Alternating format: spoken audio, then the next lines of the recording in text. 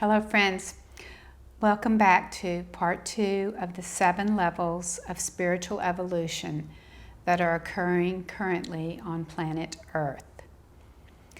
If you are new to this video, please go back and see part 1 where we discuss tribal,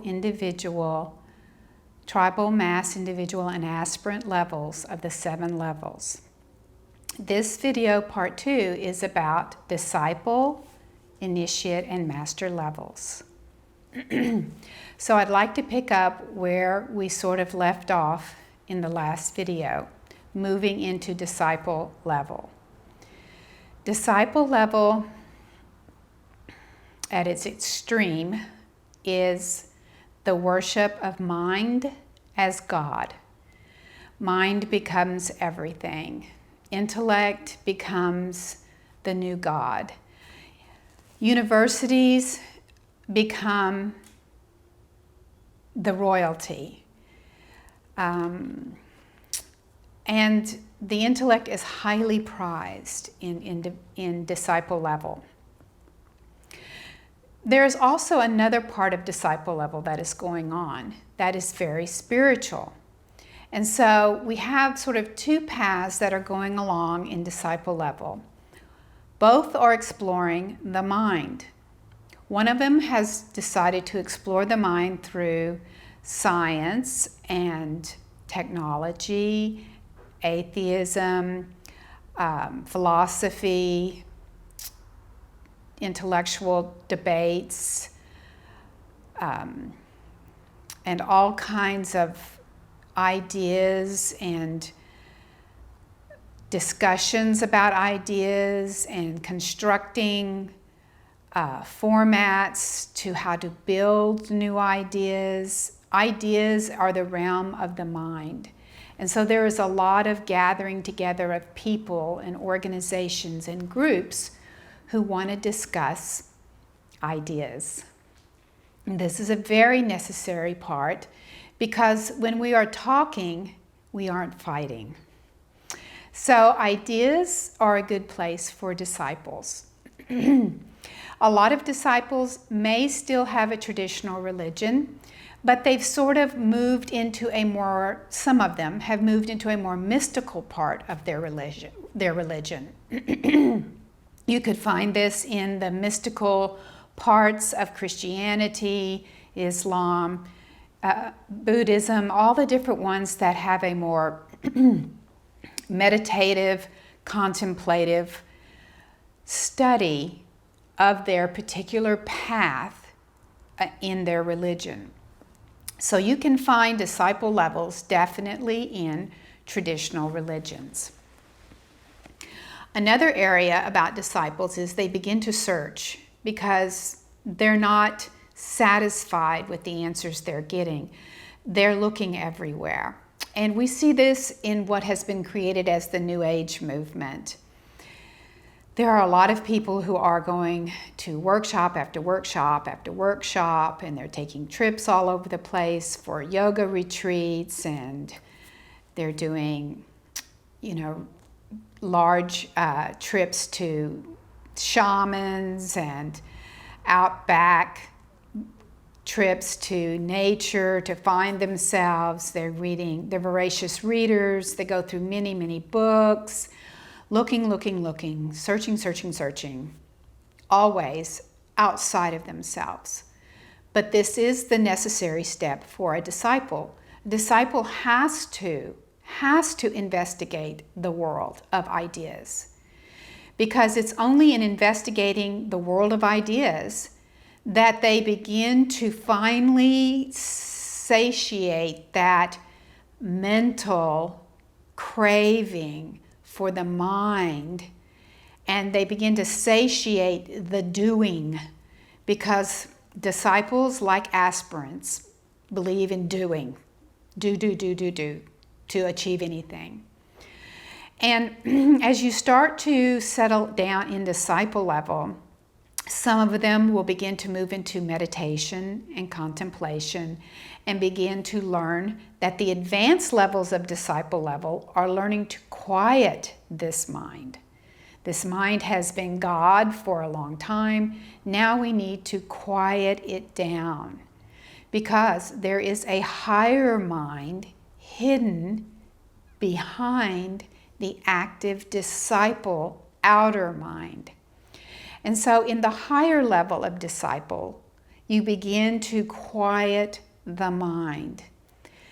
Searching is not so important anymore as it is beginning to find inner peace. This is usually how the disciple mind moves into initiate level, is they are beginning to be desperate or very driven to find inner peace. At this level of disciple, they don't want to fight with anyone. They really don't. They don't want to fight with their neighbors. They don't want to fight about borders. They just don't want to fight about anything. And they just want to agree and get along, not in a way where they are compromising their integrity, which is what the lower levels are constantly doing. You see this in politics, you see this in schools, you see this in religions. In the lower levels, people are always compromising their integrity. They're compromising their soul knowing to get along with the tribe, with the civilization, and with others. So getting along is important in the lower levels, and they will compromise all day long for that. The disciple has stopped compromising some, and because he is very determined to find out really what the truth is and then sit on that. And so he will be very rebellious at times. But when we move from disciple into initiate, we begin to discover, after quieting our mind through contemplation and years of meditation, dedicated meditation and dedicated years of contemplation, we begin to realize that the answers are within. And you may hear this a lot, but the only way you're going to know this is truth, what I'm going to tell you, is from your own personal experience, because words don't teach. Experience teaches.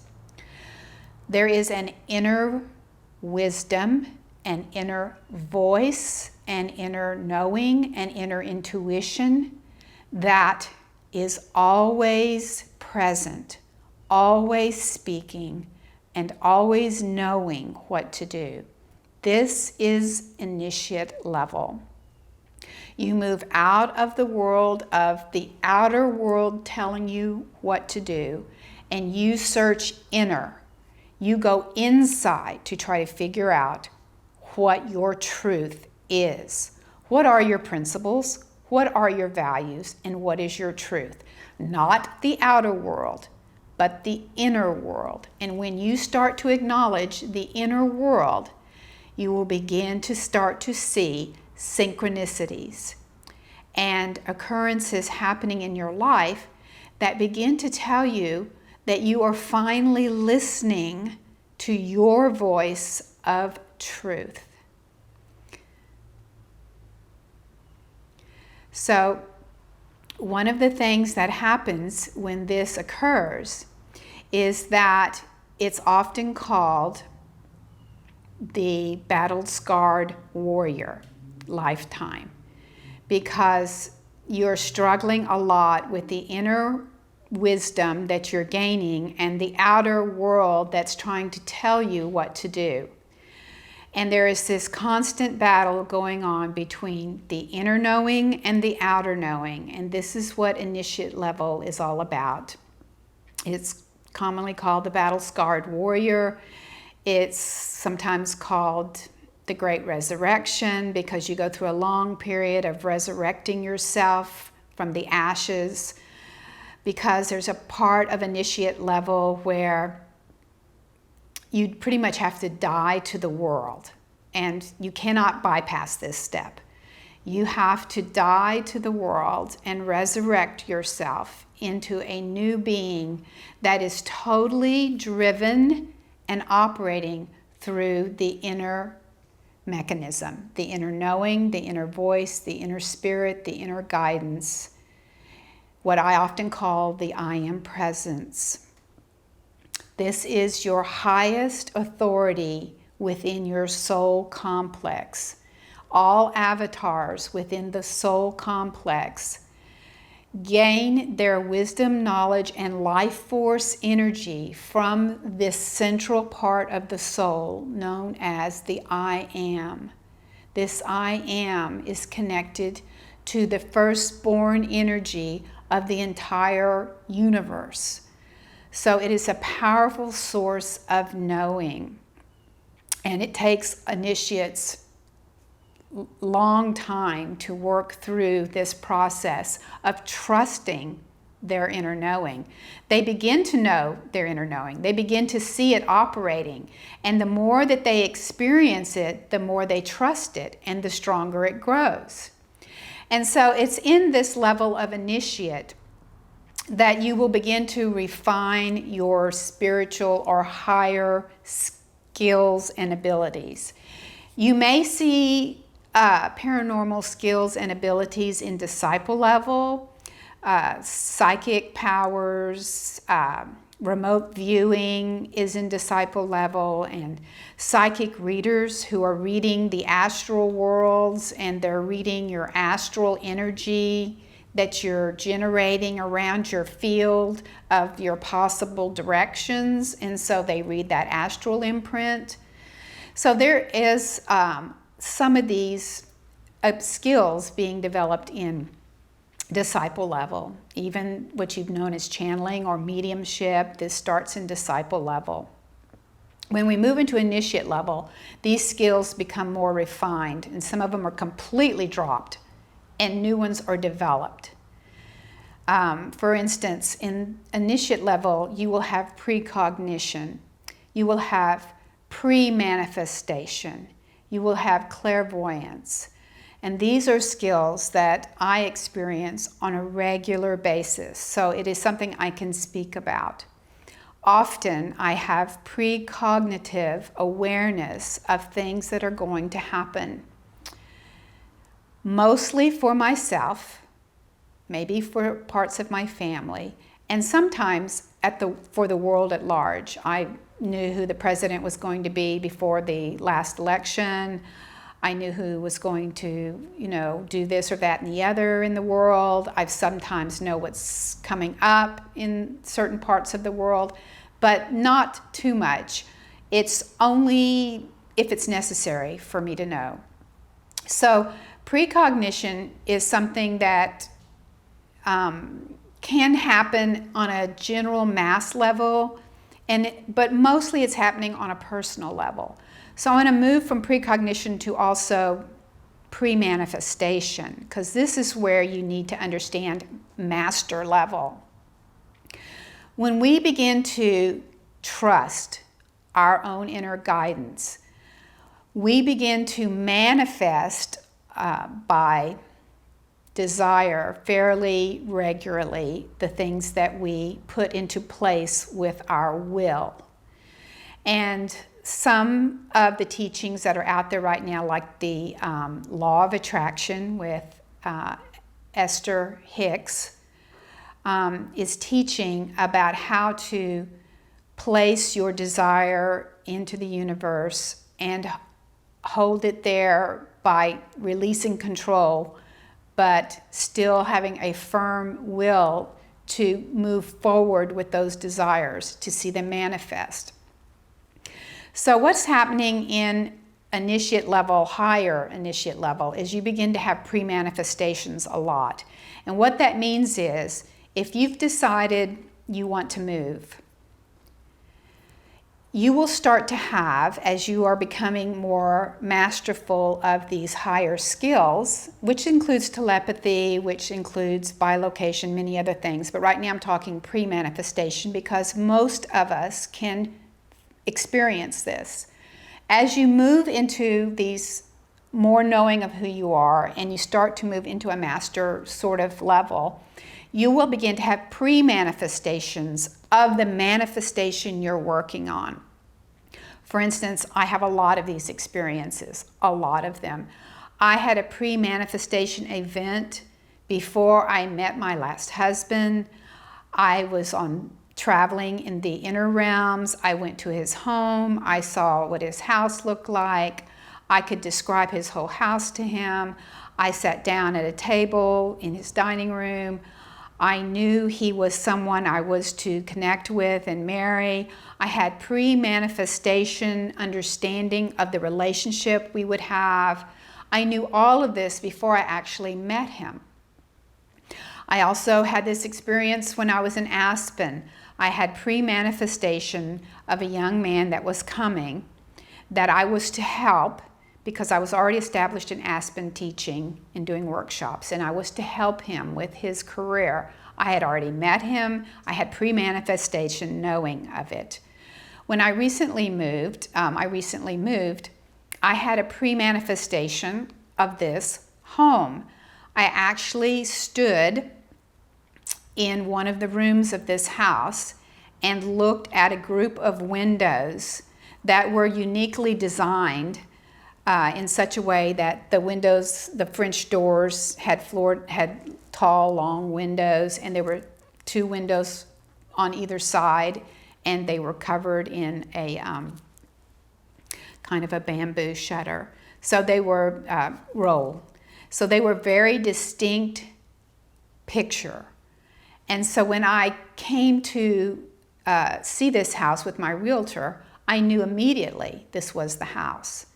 These are pre-manifestations. This is common in initiate into master level. When you move into master level, you begin to manifest your desires. You're not struggling with a lot of negative concepts. You've left behind the unworthiness, the stuck in the past, and who abused me, and lack, and unloving, unworthy, who mistreated me, who took from me, who did this, who did that. You've left the blame game. You've left all of this behind because the initiate has worked very hard to connect to his inner knowing. And now he is being driven with his inner knowing. So all these old programmings that the world has, while they are still sort of whisking away and by us, and we do sometimes see them, we don't attach to them. We don't let them interfere with our manifestations that we are here to accomplish. So in master level, you begin to manifest your desires. And you begin to have skills and abilities that you didn't have in the lower levels. And one of these is what I've told you about: precognition, pre-manifestation, clairvoyance. You will have telepathy. You will hear and converse with spirit beings. You will begin to see spirit beings. You may see spirit beings in disciple level 2. People have seen ghosts. People have seen angels. So that is occurring in disciple level. But you will have regular communion with the realms around you that exist simultaneously with us. In master level, your life is so much more richer and fuller because you have an entire community and family of beings that are very real, that exist just slightly out of phase of our 5 senses. But by the time you have worked through initiate and master level, you've developed higher senses. These higher senses are in a consciousness area of higher intellect. Not necessarily, they are filtered through our human mind, but they exist in a consciousness that is much more expanded so that it can pick up these frequencies easier and interpret them and bring them in through this physical mind and manifest them in tangible ways. So we may have spirit beings or other physical beings slightly in a different vibration than us, standing right here, talking, conversing, or speaking to us, but we have to tune into it. It's a frequency.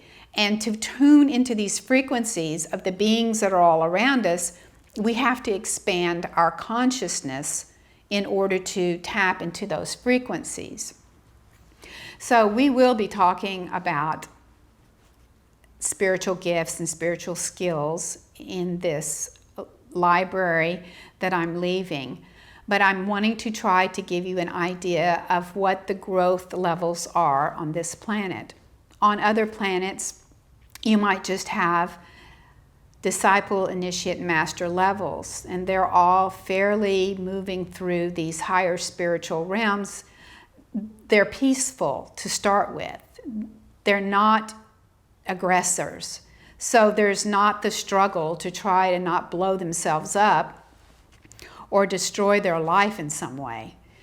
We are still at the point where we could pretty much destroy our civilization. We don't have the spiritual wisdom in place yet to manage the stars. Although I will say we are already out there, and that is for another conversation, not necessarily this one. But we are already managing technology, and we are already managing advanced space technology that we really don't have the spiritual wisdom for. So we have a planet that has a lot of contrast, a planet that has a lot of conflict, a lot of variety, and a lot of challenges, but that's intentional.